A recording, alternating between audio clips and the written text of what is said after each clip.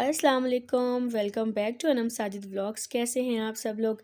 उम्मीद करती हूँ आप सब लोग खैरियत से होंगे। अल्लाह के फजल करम से हम भी बिल्कुल ठीक ठाक हैं और कराची आने के लिए बिल्कुल तैयार हैं। स्टेशन पर हम पहुँच चुके हैं और आज के व्लॉग से हमारा जो पंजाब सीरीज़ चल रही थी उसका भी एंड हो जाएगा। आज का लास्ट व्लॉग है जो हमने पंजाब से शुरू किया है, लेकिन ख़त्म जाके जो है वो ये कराची में होगा।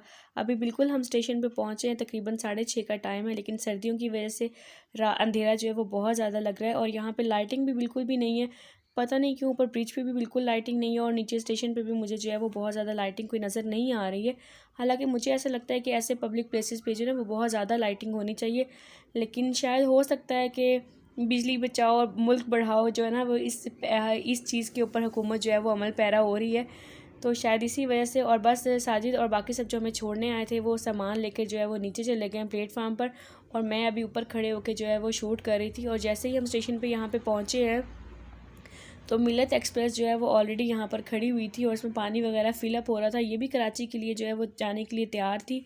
और मुझे खाने वाले की ना एक ये बात बहुत अच्छी लगती है कि यहाँ पे काफ़ी सारी गाड़ियों का ना काफ़ी लंबा स्टे होता है। शायद पानी वगैरह भी भरते हैं और चार्जिंग वगैरह भी होती है, तो इस वजह से जो है ना तो मिल्लत एक्सप्रेस बिल्कुल तैयार खड़ी थी जाने के लिए। और अभी हमारे बैठने के थोड़ी देर बाद जो है ना वो मिल्लत एक्सप्रेस के जाने का टाइम हो गया। और मुझे पर्सनली मिल्लत एक्सप्रेस जो है ना वो बहुत ज़्यादा अच्छी लगती है। मैंने बहुत ज़्यादा सफ़र किया है मिल्लत एक्सप्रेस के अंदर। जब हम अम्मी अबू के साथ सफ़र किया करते थे तो अक्सर यहाँ से फैसलाबाद जाते थे या फिर फैसलाबाद से वापस हमने चढ़ना होता था, तो अक्सर हम मिल्लत एक्सप्रेस का जो है ना वो इंतखाब किया करते थे। लेकिन अब शादी के बाद से जब से खानेवाल तक का सफ़र हो गया है मेरा, तो हर दफ़ा जो है ना वो हम ट्रेन चेंज करते हैं और इस दफ़ा भी हमने ट्रेन चेंज की। और कौन सी ट्रेन है ये तो अभी आप लोगों को व्लॉग में जो है वो आगे जाके पता चल ही जाएगा।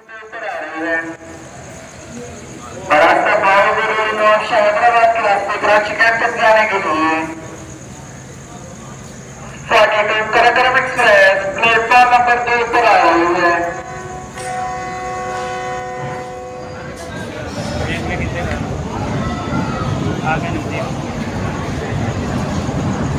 42 डाउन कराक्रम एक्सप्रेस बिल्कुल राइट टाइम पर प्लेटफार्म नंबर 2 पर अराइव हो चुकी है और मैंने जाना है कोच नंबर 15 में और देखना है कि कोच नंबर 15 कहाँ पड़ती है। Coach number 15 B cabin ACL 16, ये 16 और ये है 15। हमें आगे जाना पड़ेगा। 15 नंबर केबन ये आ चुका है, हमें आगे जाना पड़ेगा। चले मैं यहाँ से मूव करता हूँ और आगे की तरफ जाता हूँ।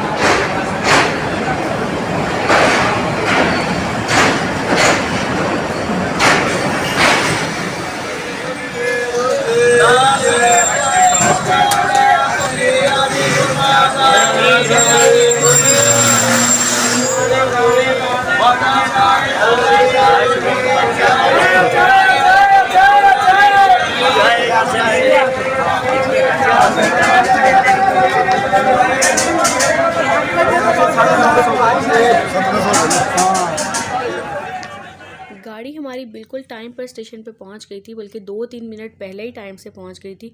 और जो लोग भी हमें छोड़ने आए थे उनकी वजह से बहुत हमें आसानी हो गई। आराम से हमारा सारा सामान उन्होंने केबिन में सेट कर दिया। वैसे भी गाड़ी का स्टॉप यहाँ पे जो है ना वो 20 मिनट का है, तो इस वजह से भी कोई परेशानी नहीं है, आराम से सामान सेट हो गया। वरना अगर टाइम कम होता है ना तो बहुत हबड़ तबड़ मच जाती है। और बिज़नेस क्लास का ये भी फ़ायदा है कि यहाँ इस तरफ बहुत ज़्यादा रश नहीं होता, तो आराम से जो है ना वो आप चढ़ जाते हैं और सामान वगैरह सेट हो जाता है। वरना अगर इकोनॉमी क्लास हो तो वहाँ चढ़ने वालों का रश बहुत ज़्यादा होता है और फिर ना बहुत हबड़ तबड़ मच जाती है। लेकिन इकोनॉमी क्लास में सफ़र करने का ना अपना एक अलग सा मज़ा है। वहाँ पर आप जिस तरीके से बाहर के नज़ारों को एंजॉय कर सकते हैं ना, वैसे आप बिज़नेस क्लास में एंजॉय नहीं कर सकते। और गाड़ी ने आहिस्ता आहिस्ता करके जो है प्लेटफार्म को अब छोड़ना स्टार्ट कर दिया है। बाहर बहुत ज़्यादा अंधेरा है, तो बहुत ज़्यादा बाहर के व्यूज़ जो है वो नहीं शेयर किए जा सकते आप लोगों के साथ। और आज इस गाड़ी का हम लोगों ने इंतखाब किया है सफ़र के लिए, वो है कराक्रम एक्सप्रेस। और आज से पहले मैंने कभी भी कराक्रम एक्सप्रेस में सफ़र नहीं किया है। बहुत शौक़ था मुझे, बहुत ज़्यादा इसकी तारीफ़ें सुनी हुई थी। मैंने तो सोचा कि इस दफ़ा जो है ना वो इसी में सफ़र करते हैं और अच्छी लगी मुझे। बाकी गाड़ियों में जब तक अब तक सफ़र किया उनकी निस्बत अच्छी लगी। पिछली बार जो हमने जिस गाड़ी में सफ़र किया था उसका भी बिज़नेस क्लास था, लेकिन उसका किराया जो है वो 4,850 रुपये तक खाने वाले तक का। और कराकरम एक्सप्रेस का खाने वाले से कराची तक का जो किराया है वो 5,300 हमें पड़ा है। लेकिन सफाई वगैरह के लिहाज से और कंफर्टेबल होने के लिहाज से हमें ये उससे ज़्यादा अच्छी लगी। तो बस यहाँ पे हमारे सफ़र का आगाज़ हो गया है। आप लोग दुआ करें साथ खैरियत के हम कराची पहुँच जाएँ और अंदर वापस आए। अंदर आके बैठे तो खाना वाना तो हम खा कर आए हुए थे और कोई काम करने को था नहीं। बाहर बहुत ज़्यादा शूट कर नहीं सकते थे क्योंकि अंधेरा बहुत ज़्यादा था। तो हमने अंदर आते ही जो है ना वो आप ही ने मूंगफली हमें दी थी साथ। तो हमने सोचा कि जब तक मूंगफली इंजॉय करते हैं, क्योंकि अगर ट्रेन में खाना पीना ना हो ना तो ट्रेन का सफ़र जो है वो मज़े का लगता ही नहीं। आप लोग क्या कहते हैं इस बारे में कमेंट बॉक्स में ज़रूर शेयर कीजिएगा। टाइम हो गया तकरीबन 9:10 और ट्रेन हमारी बिल्कुल राइट टाइम पर बहावलपुर पहुंच रही है और स्टेशन पर इन हो चुकी है। और बहावलपुर का स्टेशन माशाल्लाह नहायत ही खूबसूरत है और इस स्टेशन को नूर मलिक की तर्ज पे बनाया गया है। मैंने 2017 में विज़िट किया था बहावलपुर का, उसके बाद तो कोई ऐसी तरकीब नहीं बनी कि मैं विज़िट कर सकूँ। तो जैसे मैंने नूर महल को देखा तो सेम उसी तरह सामने जो है इनकी बिल्डिंग नूर महल तर्ज पर बनाई गई है। माशाल्लाह बहुत ही खूबसूरत है और 2017 में इसको दोबारा रेनोवेट किया गया है। और ट्रेन हमारी माशाल्लाह बिल्कुल एग्जैक्ट टाइम पर जा रही है, अल्लाह खैर करे और ये इसी तरह ही चलती रहे और हम मंज़िल मकसूद पर खैर खैरियत से पहुँचे।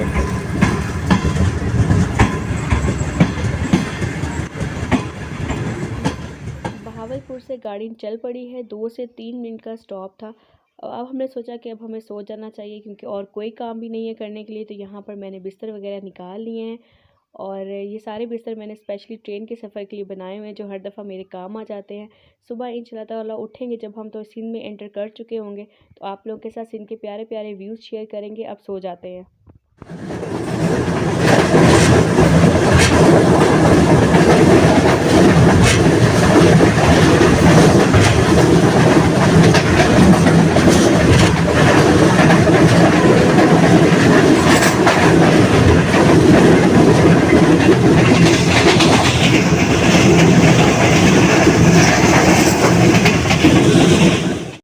स्टॉप तो नहीं है यहाँ पे टंडो आदम का, लेकिन ट्रेन हमारी रुक गई है, पता नहीं क्या वजह हुई है। चलो इसी बहाने में आपको टंडो आदम का स्टेशन, ये तो खूबसूरत स्टेशन लग रहा है। ये खूबसूरत स्टेशन का व्यू आपको दे रहा हूँ। ये बहुत ही प्यारा व्यू आ रहा है टंडो आदम का। साफ सुथरा सुबह सुबह का टाइम है और हर तरफ सब्ज़ा ही सब्ज़ा नज़र आ रहा है टंडो आदम पर।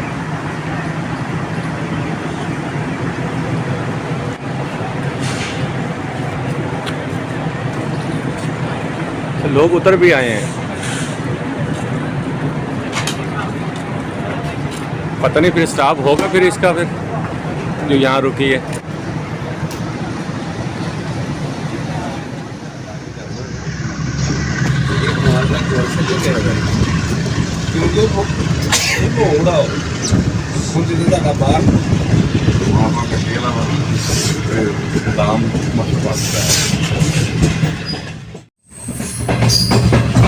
गाड़ी चलती है, रुक जाती है, थोड़ी देर के बाद फिर चलती है, फिर रुक जाती है। बार बार जो है ना स्लो और स्पीड ज़्यादा कर रहा है ड्राइवर। और सामने ये हैदराबाद रोड नज़र आ गया है और हम हैदराबाद के बिल्कुल करीब पहुंच चुके हैं। 5 से 10 मिनट में हम हैदराबाद स्टेशन पहुंच जाएंगे।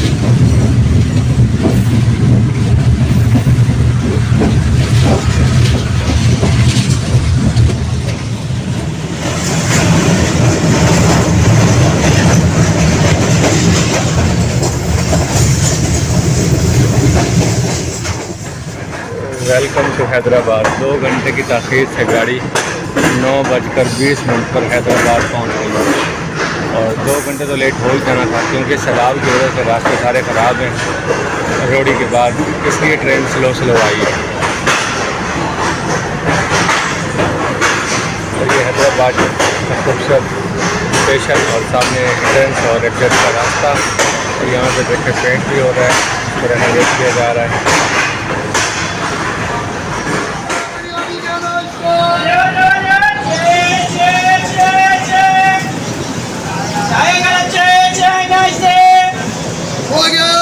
बिरयानी का नाश्ता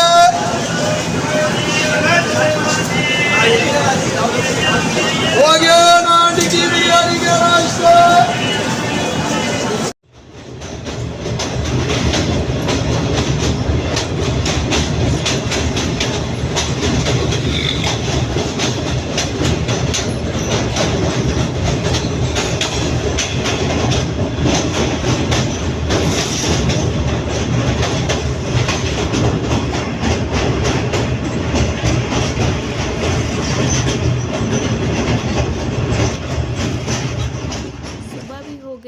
इस्लामाबाद का स्टेशन भी गुजर गया और दरिया सिंध का नज़ारा भी आप लोगों को करवा दिया।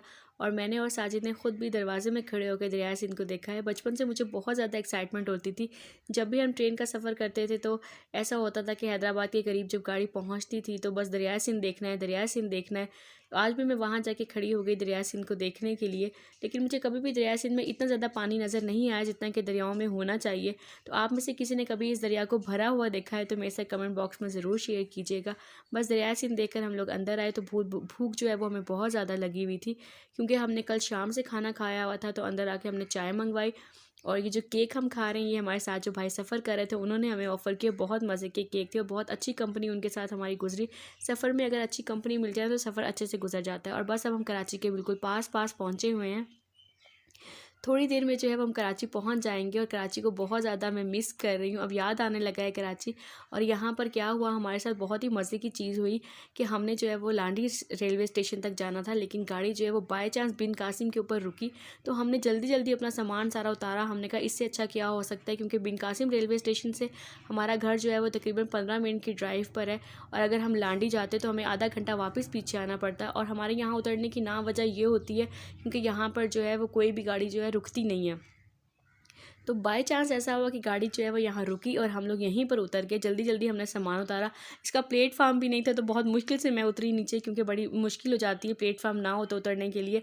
लेकिन बहरहाल गाड़ी हमें उतार के जो है वो जा चुकी है। और अब आगे हम खड़े अब ये सोच रहे हैं कि यहाँ से हम घर तक कैसे जाएँ, क्योंकि ये रेलवे स्टेशन रनिंग में नहीं है तो यहाँ कोई भी चीज़ अवेलेबल नहीं होती, तो इंतज़ार करना पड़ता है। तो बस अब हम खड़े होकर यही सोच रहे थे कि हम यहाँ से जो है वो कैसे जाएं। तब तक हमने सोचा कि आप लोगों को बिन कासिम रेलवे स्टेशन का थोड़ा सा व्यू दिखा दें और यहाँ पर मैं अपना व्लॉग एंड करती हूँ। इंशाल्लाह ताला आप लोगों से नेक्स्ट व्लॉग में मुलाकात होगी जब हम घर पहुँच जाएंगे। तब तक के लिए अपना बहुत ज़्यादा ख्याल रखिएगा, दुआओं में याद रखिएगा। अल्लाह हाफिज़।